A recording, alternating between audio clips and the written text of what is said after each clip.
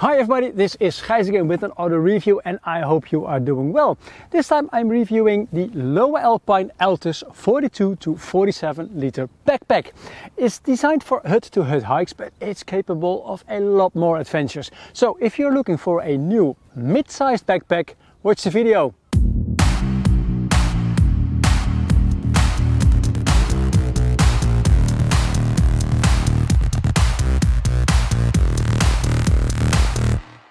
The brand new Lowe Alpine Altus 42 to 47 liters that I'm testing here is part of a new large Altus family. It starts with the Altus ND30, which is the smallest day to weekend hiking pack for ladies. ND in Lowe Alpine language means ladies. Then the smallest version for the gents is the 32 liter version. Then you go on to the ND40 to 45 liters, and the one that I'm testing here is the medium one for males. The largest one for females is the ND50 to 55 liters, and the biggest one for the gentlemen is the 52 to 57 liter version. The Altus is made out of a combination of two different types of nylon, and of course it's a ripstop nylon. The most part is made out of a 210 denier, while the parts that are really, let's say, vulnerable to rocks are made out of a stronger 450 denier nylon. On the outside there is a durable water repellent coating, and this coating prevents water basically from getting into the backpack. And if you look at this into British standards, it's got a static head of 1500 millimeters, which basically means the backpack is waterproof according to Lowe Alpine. Into the details, and let's start with the more than excellent pole attachment system. Like on most backpacks, you will find a plastic, basically a ring where you put the point of your pole in, and that is the way how you secure it in the bottom. On the top part you will see that there is this compression strap, and that's something most backpacks have as well. But if you loosen it, you can see that there is actually a loop in which the pole is secured. This is a very good thing, because even if you're climbing upside down, the pole will never fall out of your backpack. A little bit of a disadvantage is that if you have it secured like this, you really have to take your backpack off, put it down to get the poles out of this. So it's not really quick while you're walking. Now let me get the pole out of here so I can show you the bottle holder. That's one gone. Let me tie that one down again so it looks more beautiful. Now it's just a compression strap again. And the bottle holder, as you can see, it is also secured with a compression strap. And as you might see, it's also quite positioned upright. The difficult thing with this is that when you're walking, you cannot reach the bottle in a very natural movement to get it from your hips into your hands. Yes, that it is so secure and that it's so deep, that's good, because you will, again, when you climb upside down, it won't fall out. But walking and drinking from this bottle is not that easy. Let's stick to this side. As you can see, there is one big pocket which is accessible from the top to put, for example, a rain jacket in, or if you want some wet socks, that's a good one, or a towel, because there's mesh on the side, so it ventilates a little bit. And underneath here there is a very small drainage hole, so you will lose some water while you're walking. And I discovered this zipper already when I was walking with it for about a week. And this is a very nice hidden pocket to put a map, because it's really nice and flat. And it's got a good zipper, and all the zippers, they've got these really good pulling tabs. So if you're having cold hands, this is not a problem. And even with the glove, it's very, very usable. There are two things that I did not test. The first is the system to put a pickle or a ice axe to. It's like a retentioning system. And the other one is how to attach skis to the backpack. The skis go between the pack and to the compression straps, this one and the one on the top. But you will understand that if you have got bottles inside the bottle holders, that there is going to be a conflict. But I've not tested this. One of the first things I learned when I started doing these videos in English was the word daisy chains. And I don't know if you know what they are, but daisy chains are these loops on the back of a backpack. It's basically sort of a strap connected together, and I always use it to put my cup there, or maybe sometimes a knife, and they're really convenient. Even if you do some more serious mountaineering, there is a lot of gear you can strap onto these daisy chains. The Lowe Alpine Altus family uses the air contour carrying system. Pre-shaped shoulder straps. There is a foam padding in there which is quite firm, and that's something I do like. Inside the padding there are holes so that they can still breathe, and as you can see on both of the shoulder straps there are the load lifters, which are very useful if you travel up the mountain or down the mountain, because that's when you wear the backpack a bit different. There's also a very good carrying handle here, so you don't have to lift the backpack by the shoulder straps. You do this with this one, because otherwise you might overstress the shoulder straps. And especially for somebody who's right-handed, you always take the right shoulder strap to do it. Use this one, because otherwise you get a difference in the shoulder straps. Let me show you a bit more and get this out of the way. And I hope they stick like this a bit. They don't, I will do it the other way around. The air contour system, as you can see, it's a mesh back, and between the mesh and the backpack itself there is this foam padding, and there are a lot of holes cut into here for more ventilation, and there's also a big opening here. That's where your spine basically goes. Also the hip belt is padded with nice firm foam and also a mesh material so that it can still ventilate. The fact that this is a close contact backpack is something I do really like. You've got these backpacks that have a huge opening between your back, the backpack, and there's a lot of ventilation going in between. But the fact is that if you do more adventurous hikes, especially in the mountains, you want a backpack that is close to your back, because every time you move, the further the backpack is away from basically your back and the center of the gravity of your body, that's basically a sort of a danger, because, well, you get the movement doesn't flow the way that you walk. That's why I really like close contact backpacks for this kind of hikes, especially if you're, like I said, adventurous hikes. This is a size M to L that I'm testing. I'm 1.70 meters small or tall, and this one is fine for me. It's got a back length, if I'm not mistaken, 48 to 53 centimeters. And now you know that this is a adjustable backpack. Well, basically it's not a totally adjustable one, it's the shoulder straps. You can see that there is this, we call this Velcro in the Netherlands, and you can see that if you loosen it, you can make the shoulder straps attachment point a bit higher or a bit lower. So that's the way how to do it, and it's quite easy. If you use this backpack for more than one person, this is quite a convenient system, but normally you just use the backpack for yourself. You do that one time and that's it.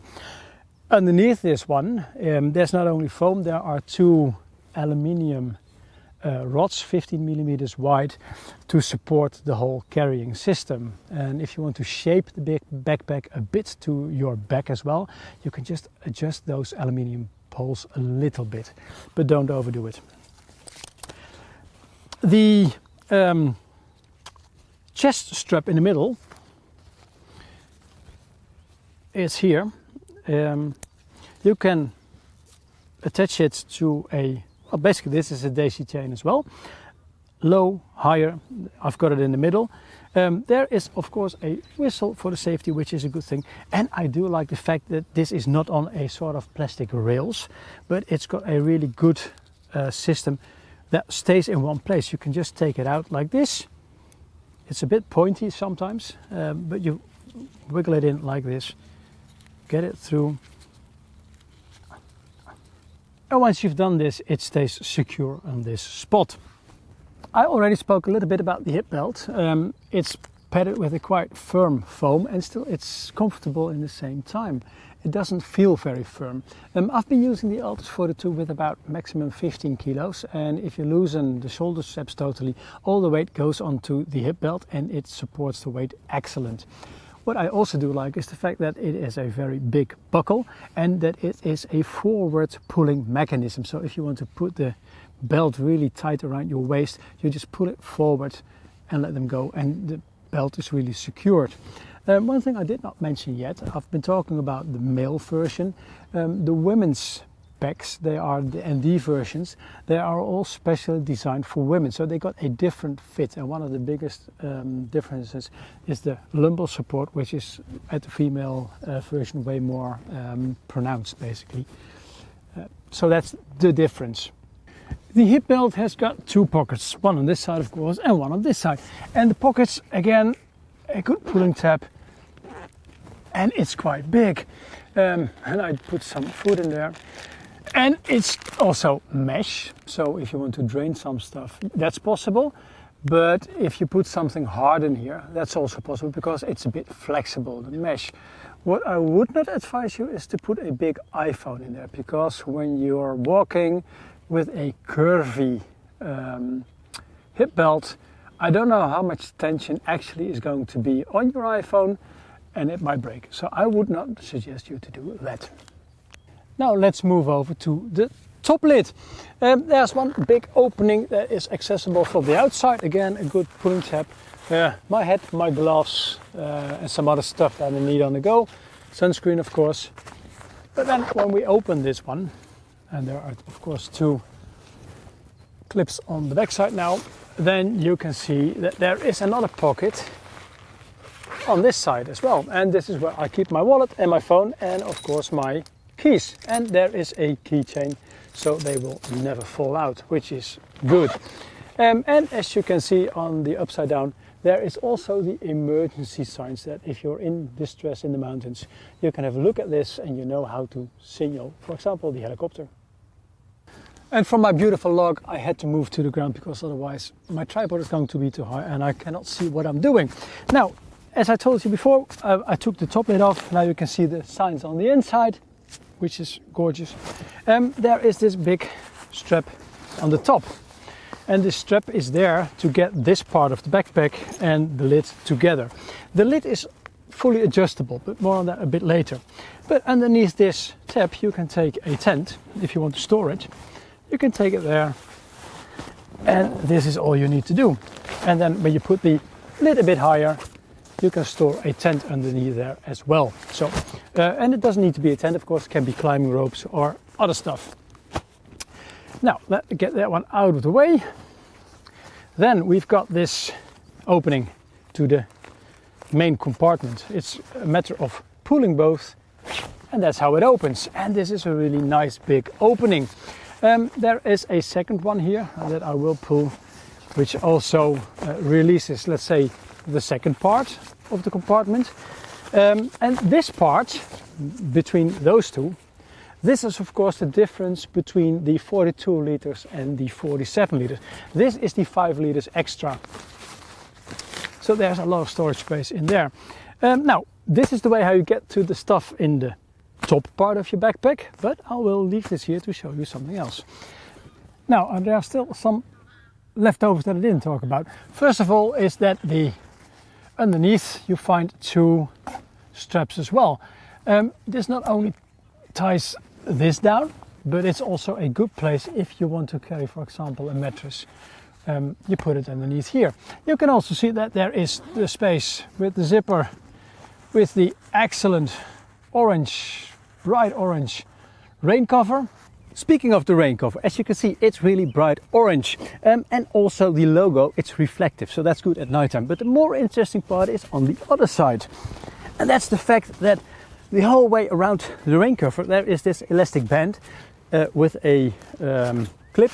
So can you really tie it down so that it doesn't blow away.